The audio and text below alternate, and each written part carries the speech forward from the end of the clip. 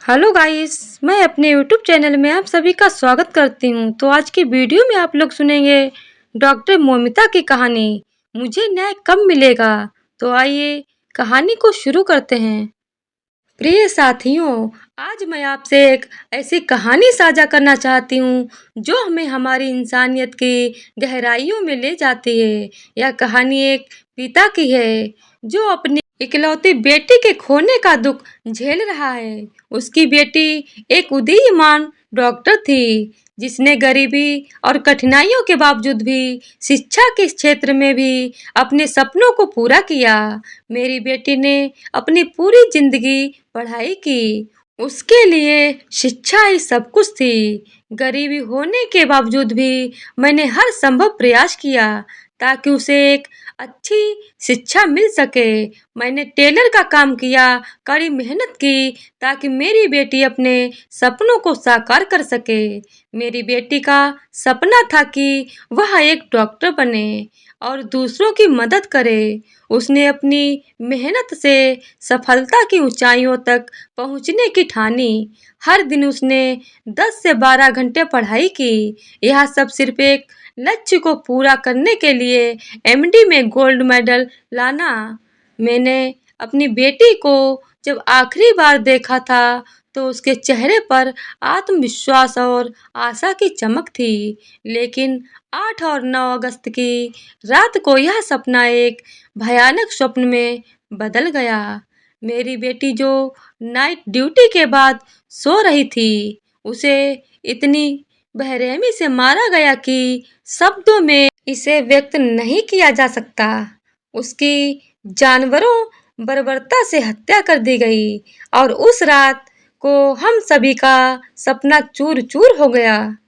उसकी डायरी जिसमें उसने अपने सपनों का और लक्ष्यों का उल्लेख किया था, अब हमारे दिलों में और भी ज्यादा दर्द होता है। मुझे आज भी याद है कि कैसे उसने अपने घर की परिस्थितियों से नाउम्मीद होते हुए भी हमें कहा था कि पापा चिंता मत करो, मैं सब ठीक कर लूंगी। उसकी ये बातें सुनकर मुझे लगता था कि मेरी बेटी ही हमारे परिवार की ताकत है।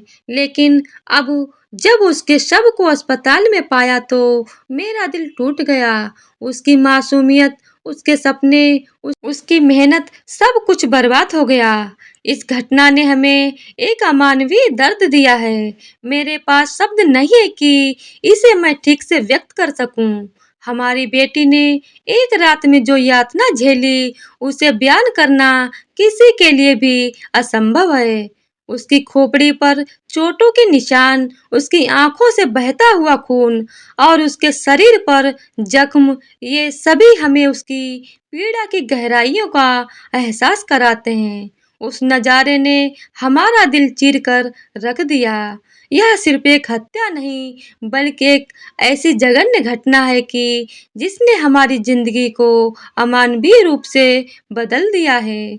जब मैं अपनी बेटी के बचपन के बारे में सोचता हूँ तो मेरा दिल टूट जाता है। हमारी बेटी जो कभी स्कूल के लिए पैदल चली जाती थी क्योंकि हम ऑटो का किराया नहीं जुटा पाते थे। हमारी बेटी जो हमारे साथ नहीं है, उसकी मासूमियत और साहस की कहानियाँ हमें हमेशा याद रहेंगी। 300 रुपए के किराए की बजाय उसने पैदल चलना शुरू किया ताकि हमें चिंता ना हो। यह उसकी दृढ़ता और लगन का प्रतीक था। हमारी बेटी ने अपने जीवन में बहुत सी कठिनाइयों का सामना किया, लेकिन फिर भी उसने कभी हार नहीं मानी। उसका सपना था शिक्षा में सफलता और डॉक्टर बनना और दूसरों की मदद करना। हमने उसकी हर संभव सहायता की और उसने भी अपनी मेहनत और लगन से हमें गौरवान्वित किया। लेकिन अब वह सब कुछ, उसकी मेहनत, उसके सपने और उसकी उम्मीदें एक भयानक रात में बर्बाद हो गईं। उसकी हत्या ने हमें बहुत ही गहरा दुख पहुंचाया। अब जब हम न्याय की उम्मीद कर रहे हैं तो हमें लगता है कि क्या कोई सजा हमारी बेटी की आत्मा को शांति दे पाएगी? क्या हम उसके खोए हुए सपनों को वापस पा सकेंगे? उसके साथ किए गए अत्याचार और बर्बरता ने हमें अंदर से झंझोर कर रख दिया है, जिसे कोई भी शब्दों में व्यक्त नहीं कर सकता। आज मैं यहाँ खड़ा हूँ और उसकी आवाज बनकर आपसे न्याय की मांग कर रहा हूँ, लेकिन हमारी असली पीड़ा का कोई मोल नहीं हो सकता। हमें उम्मीद है कि जो लोग हमारी बेटी को इस दुखद स्थिति में ले आए, उन्हें कठोर से कठोर सजा मिले। हम चाहते हैं समाज में इस तरह की घटनाओं के खिलाफ एक मजबूत संदेश जाए और हमारी बेटी के बलिदान को सच्ची श्रद्धांजलि दी जाए। मेरी बेटी की यादें, उसके संघर्ष की कहानी और उसकी उम्मीदें हैं, हमारे दिलों में हमेशा जिंदा रहेंगी। मेरी बेटी ने हर दिन अपने काम में ईमानदारी और परिश्रम से अपनी पहचान बनाई, लेकिन अब जब उसकी खुद की सुरक्षा और सम्मान की बारी आई तो उसे बहुत अत्याचारों का सामना करना पड़ा। क्या यह न्याय है कि एक निर्दोष और कर्मठ व्यक्ति को इस तरह के घृणित अपराध का शिकार होना पड़े? क्या हमारे समाज की व्यवस्था इतनी कमजोर है कि हमें एक पिता के रूप में अपनी बच्ची के लिए न्याय की भीख मांगनी पड़े?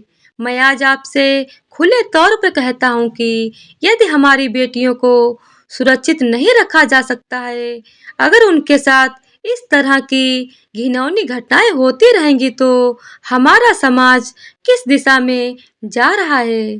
यह केवल एक व्यक्तिगत मुद्दा नहीं है, यह पूरे समाज की नैतिकता को न्याय की हार है। मैं आशा करता हूँ कि हमारे इस संघर्ष के जरिए हमारी बेटी की आत्मा को शांति मिले और उसके सपनों का सम्मान किया जाए। उसके बिना हमारा जीवन एक खोया हुआ सपना है और हम केवल उसके बलिदान की कीमत चुका सकते हैं।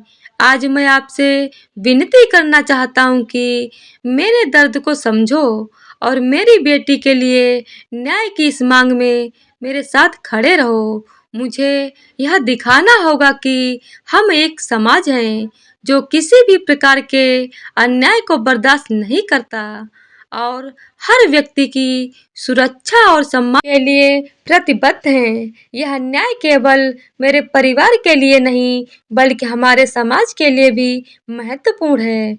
आपसे विनती है कि इस न्याय की लड़ाई में मेरे साथ कदम से कदम मिलाकर चलें और यह सुनिश्चित करें कि आज जो कुछ भी मेरी बेटी के साथ हुआ है, वह कभी किसी और की बेटी के साथ ना हो।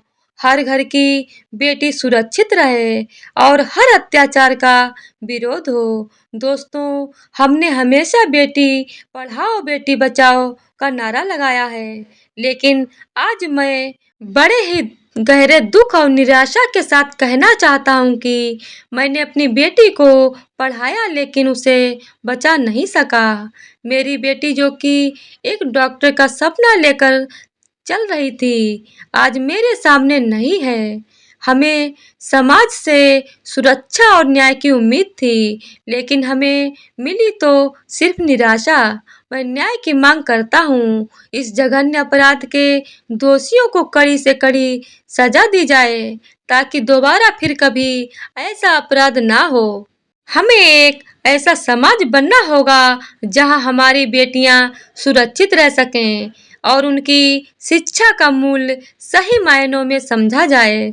मेरा दर्द शब्दों में व्यक्त नहीं किया जा सकता, लेकिन मेरी आशा है कि यह घटना हमें एक बेहतर और सुरक्षित समाज की दिशा में प्रेरित करेगी। मैंने अपनी बेटी के लिए जो किया उसे शब्दों में व्यक्त करना मुश्किल है। मैंने उसकी पढ़ाई के लिए हर संभव मदद की, लेकिन अब मैं केवल न्याय की उम्मीद कर सकता हूँ। हर दिन मुझे उसकी याद सताती है, उसकी मेहनत, उसकी उम्मीदें और उसका सपना। सीबीआई जांच कर रही है, लेकिन क्या हमें इससे संतोष मिलेगा? क्या मेरी बेटी वापस आ सकेगी? देश भर में हो रहे विरोध प्रदर्शनों ने हमें हिम्मत दी है। बेटी के इस दर्द के साथ हमारा जीना बहुत कठिन है, लेकिन हम उम्मीद करते हैं कि उसके बलिदान और उसकी मेहनत की कद्र की जाएगी और न्याय की इस लड़ाई में आप सब हमारे साथ खड़े रहेंगे। तो दोस्तों, हम उम्मीद करते हैं कि ये कहानी आप लोगों को ज़रूर पसंद आई होगी। अगर पसंद आए तो वीडियो को लाइक, शेयर और चैनल को सब्सक्राइब कर दीजिएगा। धन्यवाद।